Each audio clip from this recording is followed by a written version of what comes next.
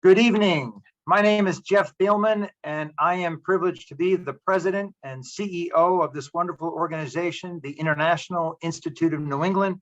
It's a pleasure to welcome you to our virtual town hall on our Resettle Together program. In our last town hall in February, we shared updates on the rapid expansion of our unaccompanied children's program. To meet the increasing needs of services, especially designed to help children crossing our southern border, the program at the International Institute expanded from a team of 3 to a team of almost 29 people in just a few months. Tonight, we will be discussing another rapidly expanding program, the Resettle Together program, in which vetted volunteers enter into a structured agreement with the International Institute of New England.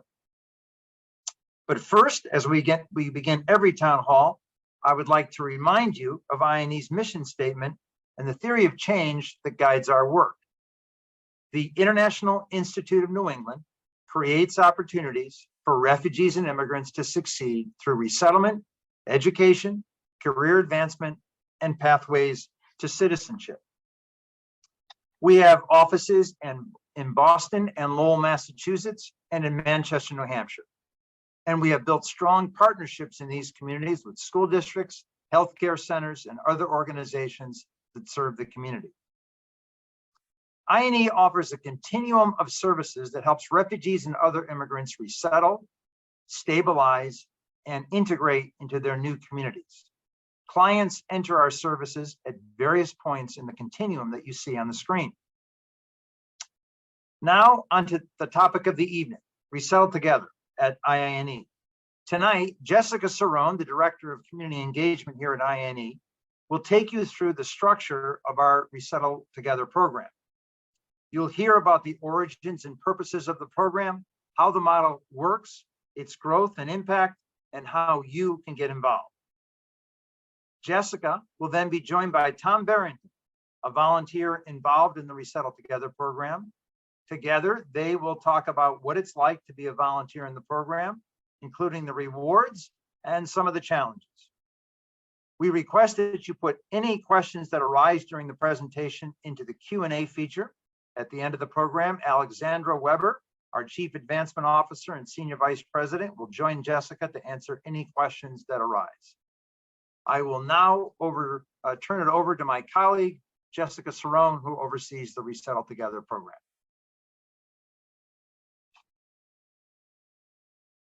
Thank you, Jeff, and hi, everyone. I'm so excited to be here tonight to talk about Resettle Together, IINE's new community sponsorship program that was launched last year. After years of working in the refugee space in Boston and knowing IINE's work, I was so excited to join the team last year. The goal of this program is to strengthen community support of refugee resettlement in New England and to increase the capacity of IINE to resettle a growing number of refugees by engaging community groups in welcoming incoming refugees and partnering to provide basic resettlement services. From the beginning, we wanted this program to not only support the refugees that we serve, but also to create a comprehensive and ongoing training that would allow sponsors to feel prepared for this work.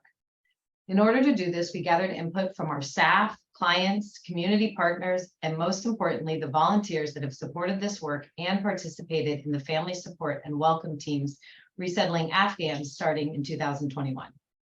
We also collaborated with agencies across the US that are building or have had successful sponsorship programs to share best practices, challenges, and successes in this space. So what is community sponsorship? You may have heard this term used a lot recently, and that's because it is a part of a larger movement across the US and globally to reimagine how resettlement can work in new ways. Generally, though, community sponsorship is defined as a collaborative effort between groups of people that work together to prepare for and welcome refugees to their communities. Community sponsors can be guides, advocates, and friends to refugees that are resettled in the US. Technically speaking, community sponsorship is a commitment to provide financial support and/or in-kind donations and certain services to arriving or previously arrived refugees, asylees, and other immigrant populations. We believe here at IINE that all resettlement is local. So sponsorship is an opportunity for the community to be directly involved in providing newcomers with initial financial assistance and direct services, guidance, and mentorship needed to support their integration.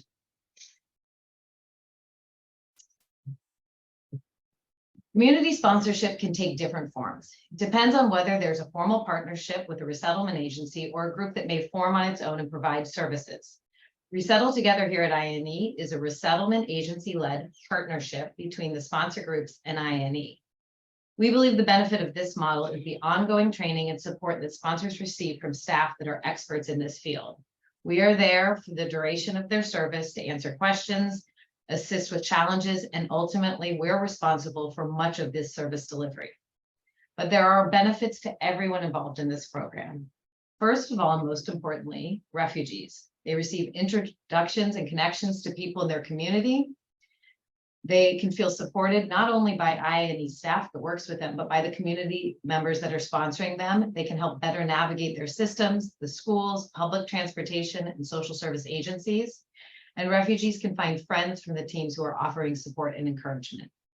Also, the sponsors themselves. We are often asked by volunteers how they can be more involved, and it doesn't get more involved than sponsorship. It gives community groups a new focus, a new understanding of what it's like to be a newcomer in their city. It gives you a different perspective on where you're living, and it provides hands-on work for people to get involved with their communities. And for the resettlement staff, it provides significant support and new capacity. When a refugee first arrives to the US, there are many challenges they have to deal with. Limited financial resources, lack of social support. They may have been coming from recent trauma and have not learned the language and have cultural barriers. IINE staff works incredibly hard to assist their clients in overcoming each of these barriers. With the addition of a sponsor group, refugees have even more support to begin their lives in a new country. Community sponsors have the power to form direct relationships with newcomers. They advocate, demonstrate that they are welcome. They have the power to create a real sense of home for refugees and fast track their path to self-sufficiency. I've talked about the benefits and why sponsorship is important. So what does this actually look like in practice? For us, community sponsorships are matched with one family or an individual, and they commit to provide some core resettlement services. This work can begin pre-arrival and continue for up to 12 months.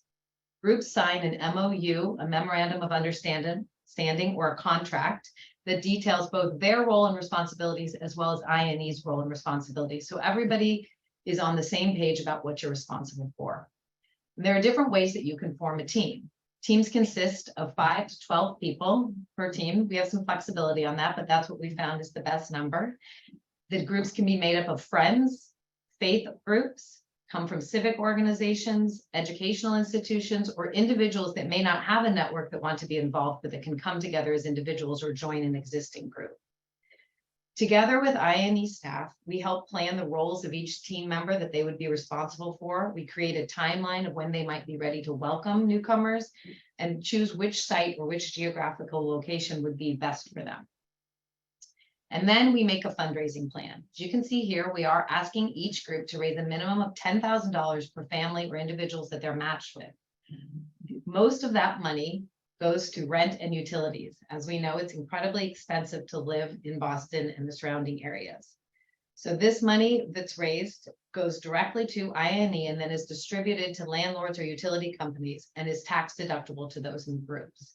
We have worked very hard with the feedback from people who've participated in this program in the past and across the US to make the process of fundraising very easy for groups. We have templates, we have social media packages, and we're there to help this process become as easy as possible. After we've done that, the groups start training. For the training, IINE will provide many general trainings that include financial, communication practices, logistics, self-care, and then we have referrals to a self-paced online training on all things resettlement and sponsorship that's given through the Refugee Welcome Collective. We provide localized trainings for specific core service areas, including housing, public benefits, and budgeting and financial literacy. And then we provide a point person for communication and ongoing support for sponsors. As you can see from the pictures here, the work begins in finding and setting up housing. Together with IINE staff and housing coordinators, we work to make a home for refugees newly arriving. You will hear more from Tom about what this process really looks like, but it includes assisting with locating housing, setting it up with furniture, food, and basic necessities. Once a family or an individual arrive, the groups put their training into practice. Services provided depend on how large the group is and what they're able to offer, and the number of people in the family and the needs. But some examples of services may include before a family arrives, an airport pickup, preparing a welcome meal, as we said, preparing the apartment. Once a family or an individual arrives, up to 3 months is really the busiest time for groups where they're helping people get their feet on the ground and learn everything new in their community. So it may be things like accompanying them to a grocery store, helping them learn a public transportation, helping enrolling kids in school or daycare, practicing conversation, and transportation to the many appointments that refugees have in the first few weeks that they're here. After that time, ongoing activities depend on what the family needs, and we have conversations with staff, the family, individuals, and the group to see what might be provided. Some of those things could include interview practice, assisting with getting a driver's license, continued education, budgeting, and financial literacy.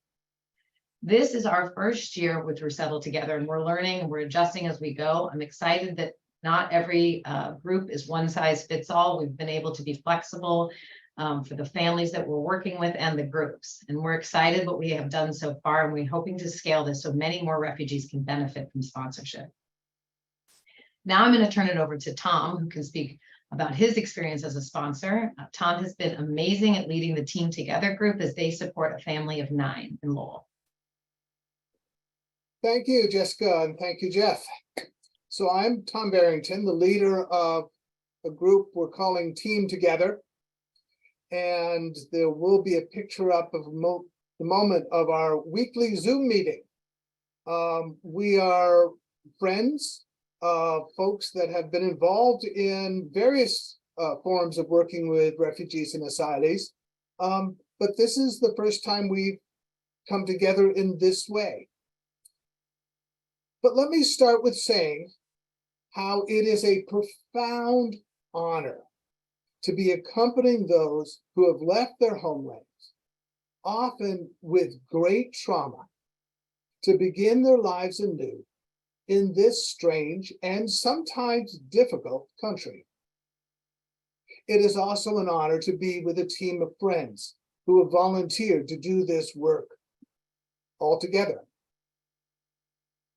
As I said, all the members of our team have had some experience working with various resettlement agencies. But I will say working with the International Institute has been a huge help because they've done so much of the heavy lifting, such as finding the apartment, dealing with government benefits, setting up healthcare, English classes, finding jobs, and it goes on and on. But most of all, I am humbled by the courage and perseverance of Suleiman and Medina and their 7 children who have found themselves in Lowell, Massachusetts. Let me go back for a moment and answer the question, how did I get into all of this? Well, I am a recently retired Episcopal priest, and I was having breakfast with my good friend, David Reines, who is a retired Lutheran pastor. He and his wife, Doreen, have been working with refugees, asylees, and other displaced persons for at least 40 years. At breakfast, he told me about an Afghan family of 9. A family of 9, but their 15-year-old son got here about a year and a half ago in 2021. He came with his aunt and uncle. He wasn't expecting to, but during the chaos of the fall of Kabul, the rest of his family were now coming to join him. And David asked me if my wife Linda and I would like to join him and Doreen, along with another couple, friends of ours, Steve Fisher and Cindy Riley, to accompany the family. My wife and I said yes.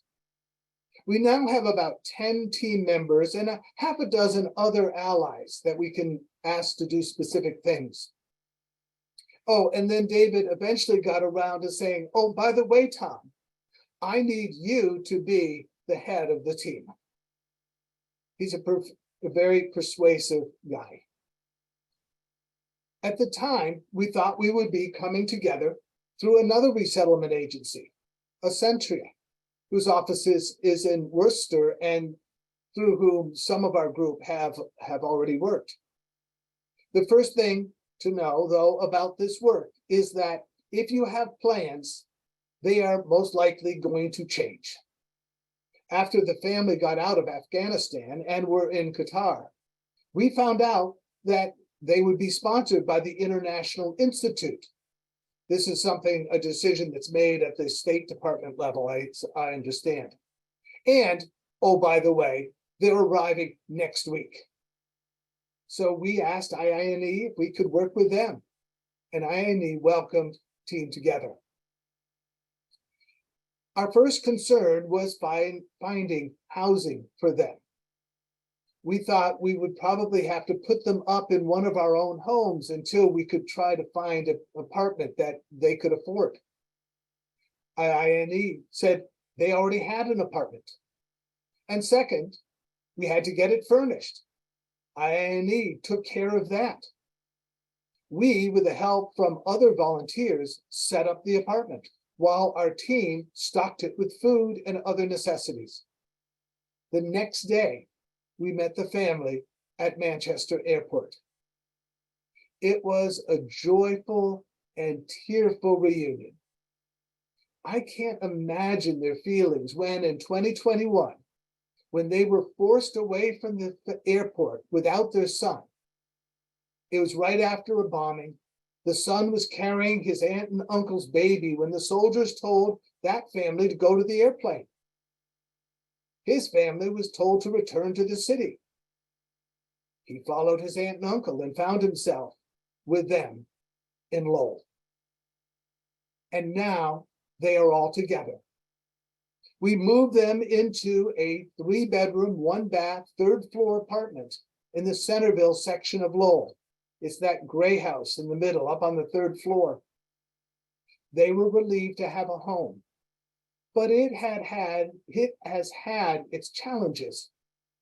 Imagine, please, 1 small bathroom for a family of 9, including 4 teenagers. So what is it like to accompany a refugee family? First off, it is to remember that we are here to accompany them, not to live their lives. We are here to explain this strange land, help them understand what is going on, provide rides, interpret when they do not speak English and we do not speak Dari. And second, it is to remember and honor the fact that they come from a wonderful land and culture, and to know that they have left family and friends who love them. As the family began to set up the apartment the way they wanted it, rather than what we thought was a good idea, they showed us these carpeted cases for floor mats and pillows. Medina, the mother, explained that they were made for them by her mother as a goodbye gift. We learned that Afghans most often like to sit on carpet or on these kind of mats on the floor rather than at tables and chairs. And she wanted to know if we could get them cotton batting to fill them. It's not easy to find cotton batting, we found. And it took some time for us to try to figure out what to do. But meanwhile, they weren't going to wait for us. They filled them with extra towels, blankets, and clothes that they had been given but did not fit. It worked. It made for lumpy sitting. And eventually, with the help of a local church that none of us were affiliated with, who had heard the story and said they wanted to help, we were able to get them furniture foam to fill them. Special thanks to the Central Congregational Church in Chelmsford. Another thing that they asked for was a pressure cooker. Well, the conversation went on for a long time as they were trying to explain a pressure cooker, and we weren't quite getting it. And then we got the idea, oh, it's a pressure cooker, and we showed them images of pressure cookers that we found on Google on our phones. I didn't realize, but pressure cookers have gotten very fancy with all kinds of bells, whistles, and high prices. And they kept on saying, no, no. And finally, they said an Afghan pressure cooker. We went on Google, Googled Afghan pressure cooker, and we found these wonderful pots. And who knew, but you can get them on Amazon at a fraction of the price of the fancy American ones. They have also opened our eyes to our own community.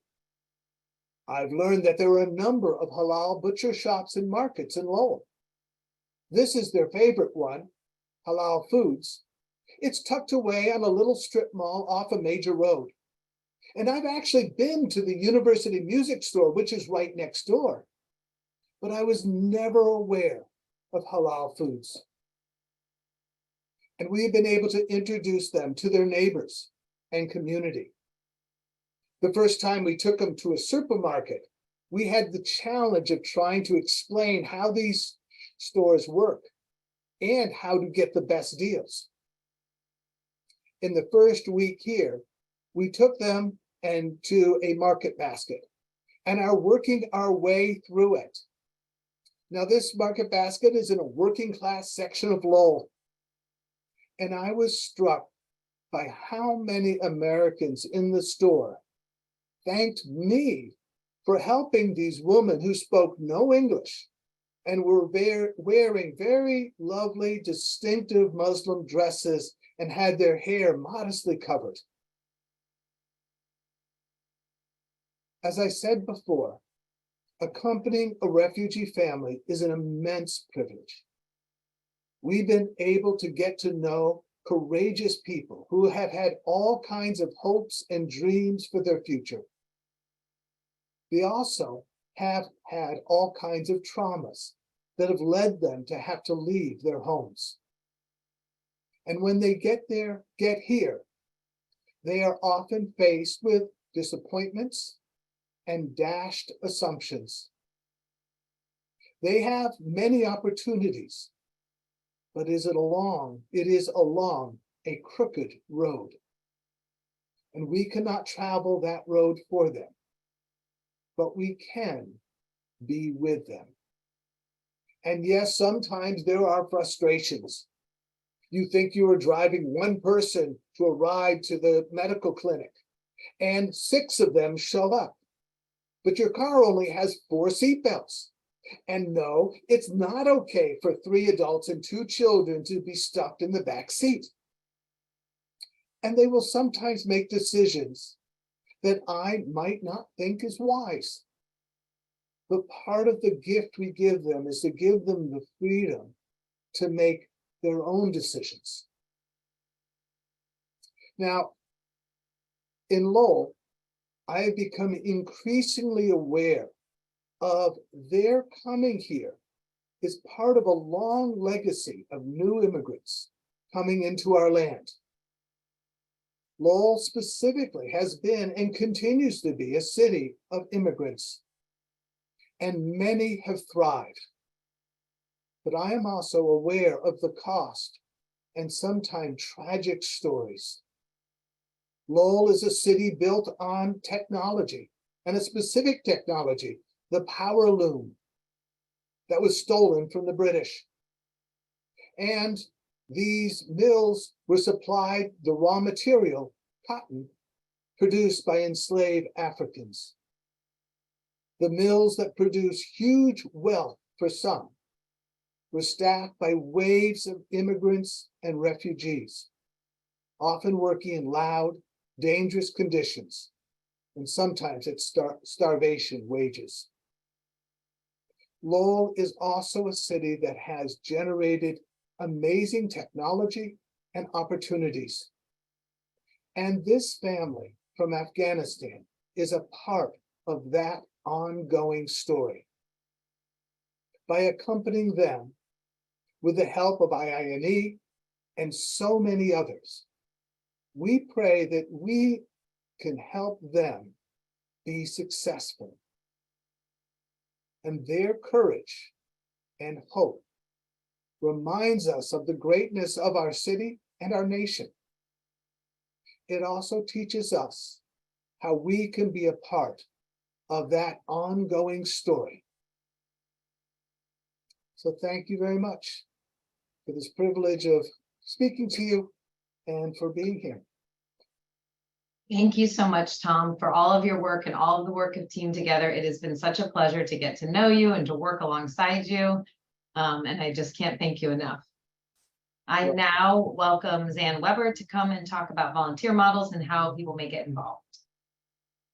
Great. Thank you so much, Jessica, for helping us develop and launch our pilot Resettle Together program, and to Tom for your incredibly described experience and the experience of Team Together. And what you've shared is really what our goal has been in working with communities and in having groups get involved in this work. And you've sort of demonstrated, I think, the model that we're hoping to spread and to engage so many community members in. So thank you. Before I go on, I just wanted to remind everyone who's joining us tonight to put your questions in the Q&A so we can get to those, and we'll do that in just a few minutes. And I also wanted to clarify that IINE did not start piloting volunteer programming last year. We actually have been founded in a volunteer model, and volunteers were the first group that started the organization 105 years ago in Lowell. So this Resettle Together is very much a return to the roots of resettlement. We've also been welcoming volunteers into our resettlement programming in the past decades, formally and casually. We've had two formal versions of community sponsorship models. One began in 2015 with a welcome home team model that helped coordinate groups to help us set up apartments, do airport pickups for families, and really help very specifically when we had families who were coming all at once or had multiple children and family members. In 2017, we expanded that model and took it to a next level of coordination with family support teams.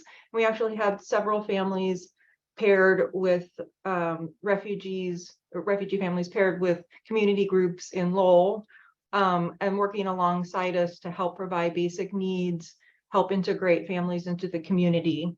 And then in 2021, when we began to receive thousands and thousands of Afghan refugees, the entire nation became more aware of refugee resettlement. And that effort and event really prompted many new Americans to get involved in refugee resettlement. There has since been a real effort across the country to develop new models of resettlement, and really fortunately, new sponsorship pathways that create channels of opportunity for populations to come into the country and get support. At the same time that was happening, we developed a very formal model and invited Justin to help us actually put it together and deliver it in 2022. And we've called it Resettle Together Community Sponsorship Groups. This year we're calling a pilot, and our goal is to match 10 refugee families with 10 community groups. We're well on our way, and like Justin and Tom said, we've been learning a lot.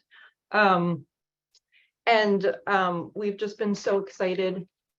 I think we can go to the next slide. There is now, like I said, many different types of sponsorships across the country, and it can get a little confusing.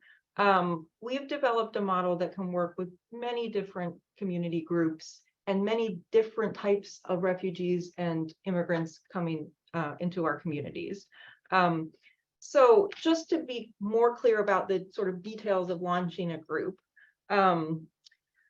we have Jessica's information here up on the screen so that anybody can contact her. And she also puts together and we present information sessions that you can go to our website and look at the schedule of, so that you can get even more information and connection if you want to take the next step in joining us. The basic steps for after that interest and commitment is gathering a team of your colleagues or your friends, or as Jess said earlier, as an individual, we can help match you with other individuals or with another team if you're interested in getting involved. Then we asked that people go through background checks, and we clear volunteers, potential volunteers with standard background checks, and then actually enter a formal relationship agreement with the Institute. We take the partnership really seriously. There are lives at stake, and we want to make sure that we have all of our mutual responsibilities laid out and really clear. The next step is to attend required trainings with our awesome expert resettlement staff.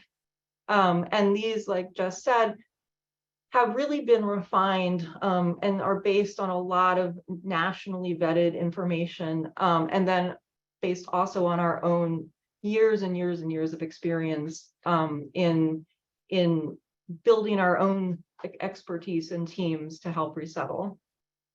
And then finally, raising funds so that your team will be ready when a family arrives and we can pair you. And as Jess said, this is one of the most important parts of partnership for us. Our communities have become so increasingly expensive that we really need support for families to give them the opportunity to launch into their own jobs, into school, get kind of set up before they have to start taking over all of their expenses all at once. They need that time. When all of that is ready, we begin pre-arrival services. And then, like Tom said, it all comes together at the airport when a group can go and welcome their first incoming arriving refugee family. So the last thing I'll share is that we often get inquiries from community members and groups that want to support us and really don't have enough time to commit to an entire resettlement partnership. And that is fine. That is, we would love to hear from you if supporting us is something that you want to do. There are so many ways to help with our services. And one of the most important is to donate. Upwards of half of our budget comes from community philanthropy every year. And we rely on consistent contributions that help us find the staff and train the partners to continue to welcome family after family after family. We're also hoping one day that each and every refugee family that we serve will have the opportunity to be offered a community partner. In order to make that happen, we need folks who are interested to spread the word to their own communities and to your networks, to be able to sort of connect around what you can do to get involved and how much support that we need. So that is the end of our presentation. I hope we have addressed some of the and explained some of the process that we use for refugee resettlement and Resettle Together. We're going to open it up to questions now, and I'm going to invite Jess and Tom to help us with your responses. And we really welcome any and all questions.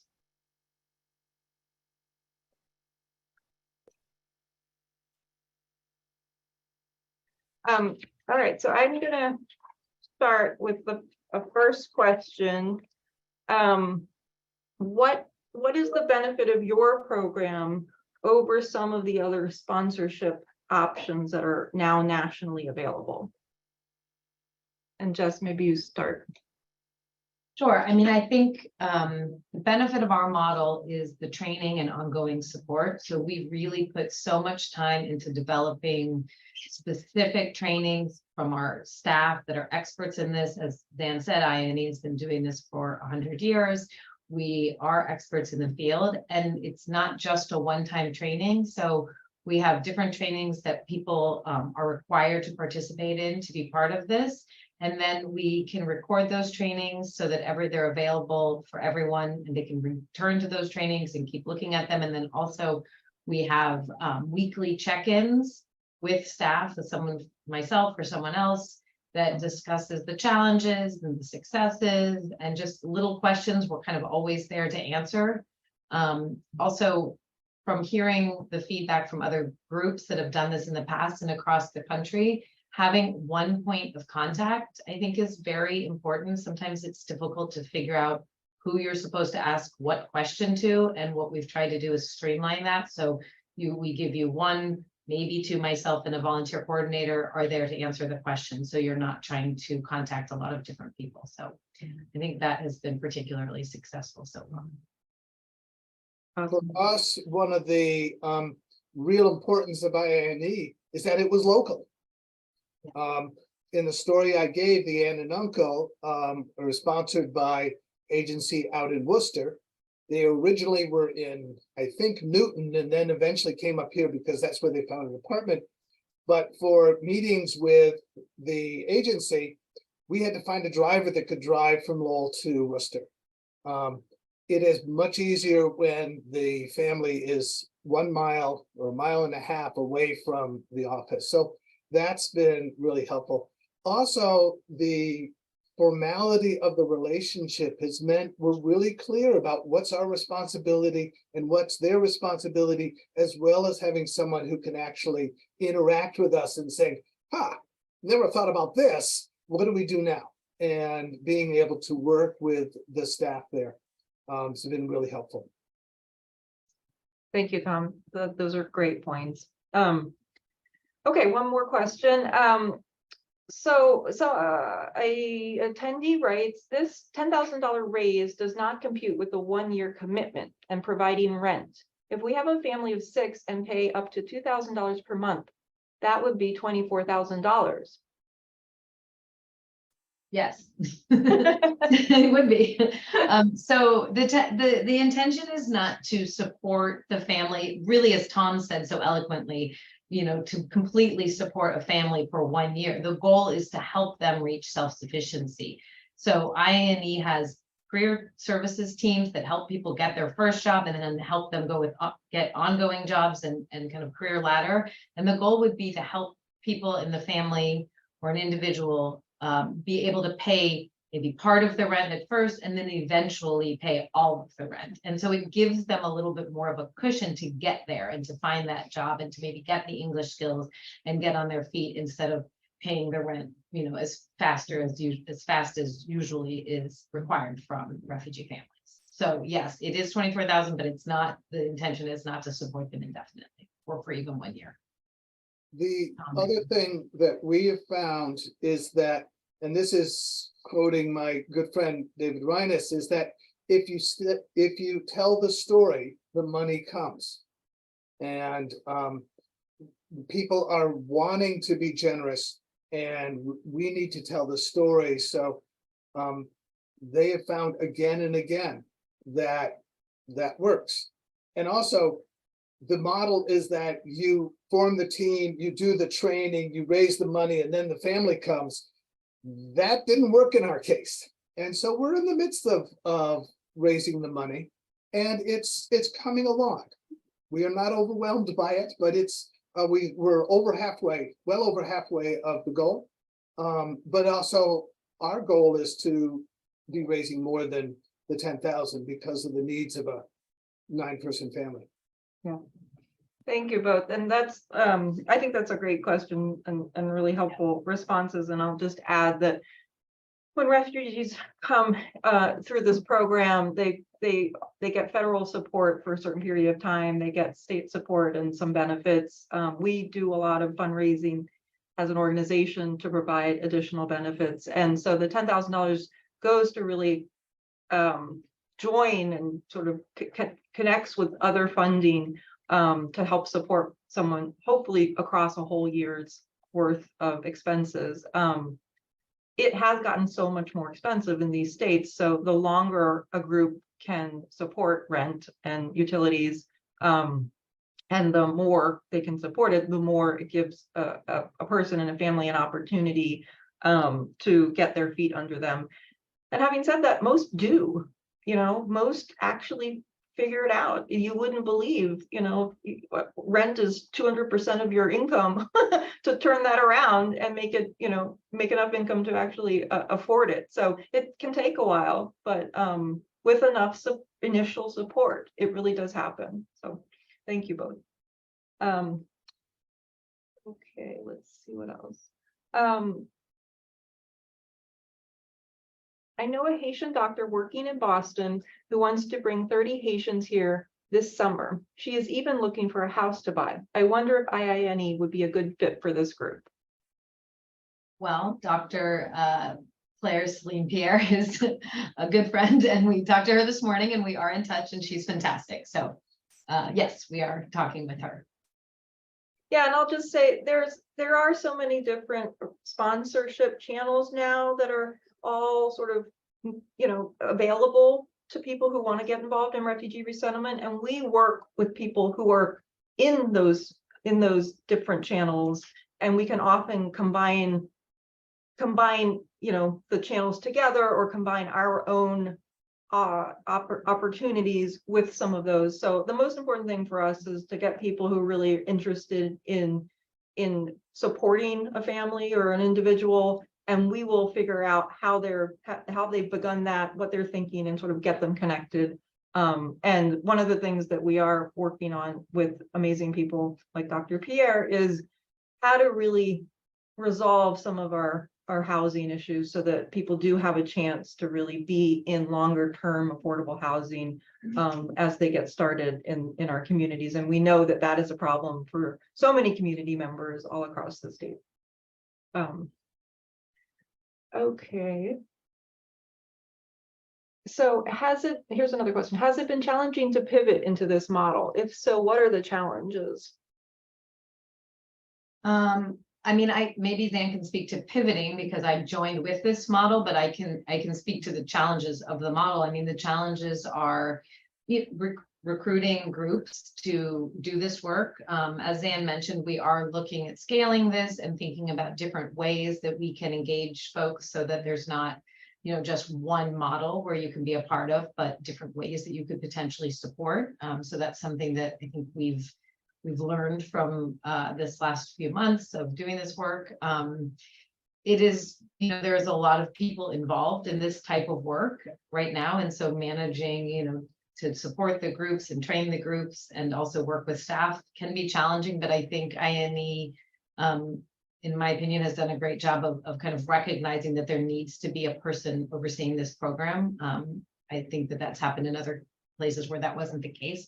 It was very hard, and it was actually kind of a burden on the staff, and it was not as great for the sponsors. So I think that's been a challenge that we've been able to overcome. And as Anne mentioned, there's a lot of models happening right now. There's a lot of different community sponsorship pathways. So there's there's Welcome Corps that was launched with the Biden administration. There's sponsor circles. There's Unite for Ukraine, and then there's community sponsorship programs, and they're all kind of lumped together, but they are different. And I think figuring out what works best for people and kind of navigating all the different pathways, which are great, but can be confusing, is definitely a challenge. Yeah. I don't know, Anna, if you want to add. Yeah, thank you. I mean, that's a great description of the challenges. And I think I'll just add that we didn't go into this model lightly. Resettlement is really, really hard.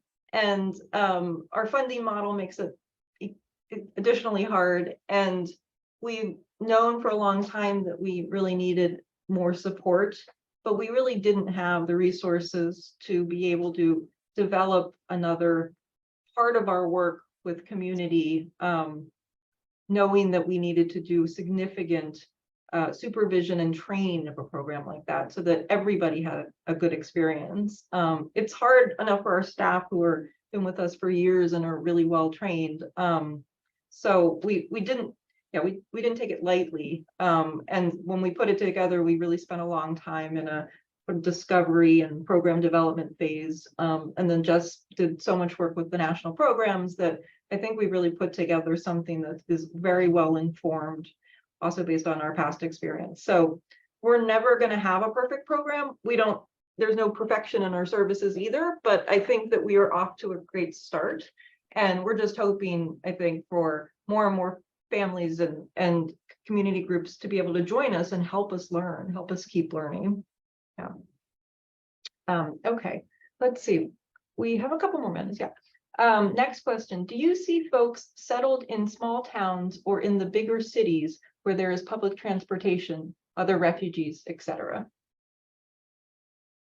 I think we have offices in cities, so we have Manchester, Lowell, and Boston. But what we've seen over the last, especially I think over the last few years, is that the people, because of housing, people have been being resettled further and further out from cities, but still sort of based around cities, at least in the Boston and New Hampshire area. And so I think there are people settling in smaller towns, but then having to come into cities for jobs and use public transportation. And that is a challenge, certainly in and around the Boston area, which is sort of defined as Newburyport to, New Bedford, which is, a pretty big definition of Boston. So, but as Tom said, I think it's really helpful if you can get groups that are sort of spread out as well, because then you're able to have community sponsors that might be closer to groups and can help them navigate the transportation into the cities or navigate neighborhoods and areas that maybe we don't have staff in or that are further away from the sites. I don't know, Sam, if you want to. Yeah, I totally agree. I would say it's hard to have like a perfect place for a refugee to resettle. Lowell comes close. Good days. There's challenges when we have people in cities, and then challenges when they're more remote, but it's definitely it's hard because either there's not enough transportation, or it's too expensive, or there's not enough space and the rents are too high, or there's a lot of housing and there's not enough funding to cover it. So I would say since the Afghan resettlement work, where we took in about 550 people within 4 months, we looked far and wide all over Massachusetts for support, and people opened up their homes and opened up their hearts and helped us. We now have people all over the state and in areas that we had not been working in the past. And though that level of support and individual sort of support for each family is so important, it can be a challenge to then sort of figure out all of the navigation. It doesn't remain a challenge forever. People buy cars and they get more integrated, and their resources develop, but at the start it can be really very hard. Tom, I'm sorry, did I cut you off? Did you want to add? No, well, one thing I wanted to add is that one of the really helpful things is settling Afghanis near other Afghanis, settling Bosnian near other Bosnians. The networks that they already have has really been helpful for this family that came in February, working with all those that came a year and a half ago. They're working with the mosque. They're coming to us and saying, we're ready to take you shopping. And they say, we want to go to Costco. How did you know about Costco? It's in New Hampshire. But they're doing a lot to settle themselves. Yeah, I think that's a great point. No, that's a great point. We could probably do a whole town hall with some of our clients on refugee networks, because there really is a whole, at least population-wide, if not like worldwide network people getting information from each other, and coming in with lots of information. And then sometimes we've got to like undo it and sort of straighten it out if it's just an impression of life here, that is different than the reality. But I think that's a really, really important point, that many people are coming in either to join family members, or they're joining like communities that are working together to begin here. Yeah. Okay, I think we'll take maybe one or two more questions. All right, here's the next one. It isn't completely clear to us if IINE secures housing for immigrant families before a community team goes to work. So ideally, we're both looking for housing. It's kind of a complicated process. We are asking sponsor groups to assist in locating housing. As you've heard us say, all three of us say over and over, housing is a huge issue. So we do have housing coordinators at each one of our sites that assist with locating housing. We also have a training on how to find appropriate housing, which means looking at different neighborhoods, just like Tom said, maybe if you know where the family is coming from, looking for a neighborhood that might be close to another, area where people coming from similar countries live, public transportation, how far it is from our sites and all of those things. So we do a training on it, and we ask you to help to use your networks to maybe call realtors to help find housing. And it's almost a game of who can find the best housing first, which doesn't sound like, like the perfect method, but it does work. And so we've had instances where the community sponsor groups have found the housing, and that's been great. And then we've had instances where IINE housing coordinator has found the housing, but the housing is found typically with this model before a family arrives. There are some times where we can't locate the housing, and in that case, a family may be in a hotel for some period of time before they find a housing. That's not ideal, and that's not the goal, especially with the community sponsorship model, because we do have so many people assisting in locating the housing. But yeah, we kind of work together, but ultimately we are responsible to make sure that they have housing. So if a group cannot find it, they're not going to have a house. So we are ultimately responsible, which is a benefit of this model as well.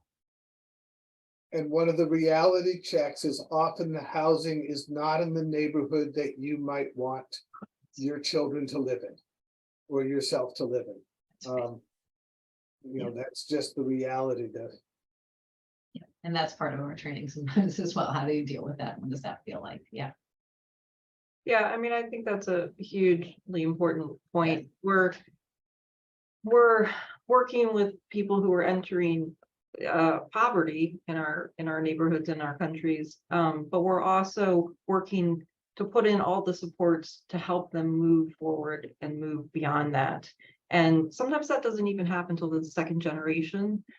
We work really hard to make it happen as soon as possible, but it does take a long time, and there's no alternative. Like Tom, you kept saying, like, we're accompanying people, we can't walk the walk for them. And if we try, we're going to leave them at some point where they fall off a cliff, because we're not there unless we're able to live their life with them, which is not what our mission is, or what we're intending. We're intending to help people build their life and move forward. But I think that is really a great thing to consider. And I also think that lots of neighborhoods that people might not be familiar with have incredible benefits, incredible schools, incredible networks of support that you will learn about. And that is a wonderful part of some of our communities as well. And on that note, I'm just going to ask one more question about, because we've touched on responsibility. How are you differentiating the responsibilities of the agency versus the responsibilities of the sponsor group? That is a good question. And as Tom spoke about, and you heard us say, we have a contract, we have an MOU that outlines very clearly. It's columns with X's and checks. It's incredibly clear about who's responsible for what from pre-arrival through to 1 year. And it is not the same for every group. So it depends on how big the family is, what their needs are, what the group is, and what their time commitment and that looks like. And we go over the MOU together with the group and say, this is what we think it looks like. So maybe, there's certain things that the IINE staff will definitely do. So they will do the first intake. They will do anything that has to do with legal services, anything to do with public benefits for the most part, and any cash distribution is all through IINE staff. And then there are things that we say this could be a great thing for a sponsor group to do: school enrollment, transportation to health appointments, and things like that. So we go through it together and say, this is what we propose. The community group, sponsor group usually goes back and talks together without us and says, okay, this is what we're prepared to do. And then we develop trainings based on the services that they're going to be responsible for. And some of those are also in collaboration as well. So if it's an airport pickup and a family doesn't speak English at all, and this community sponsor group doesn't have someone who speaks the same language, we will provide the staff or a translator as well. So there's different things that we talk about to make sure that everybody knows who's responsible. I don't know if Tom, you want to say anything about your experience. There are also specific things which they say the community good should not get involved in. Let IINE's experts do things like employment, and good intentions can often get the train off the rail. And there's what I've really liked is that there's really good communication between the volunteer coordinator and myself and the group, and we're talking back and forth, and I can call her. And it's also intended that I am not then calling the case manager or the other people that are on the phone. I'm going through one person, they're doing it, and every now and then I end up with conversations with the case manager, but it's because she's reached out to me specifically, and now we talk about this little thing. But the model has worked well for us. That's great to hear. Yeah. And I would say, and this is a good question, because we've actually spent a lot of time thinking about this, and this is why we didn't, sort of move into the model lightly, because we do feel like, everyone's intentions are so good, but with families, it's lives at stake. We really need to know who's doing what and who's best equipped to do what. And then it's a constant sort of, need to communicate, because there's people involved. And I'm going to put in one last question in the last 2 minutes, which is really quick. Where are the refugees coming from now, or are they already here?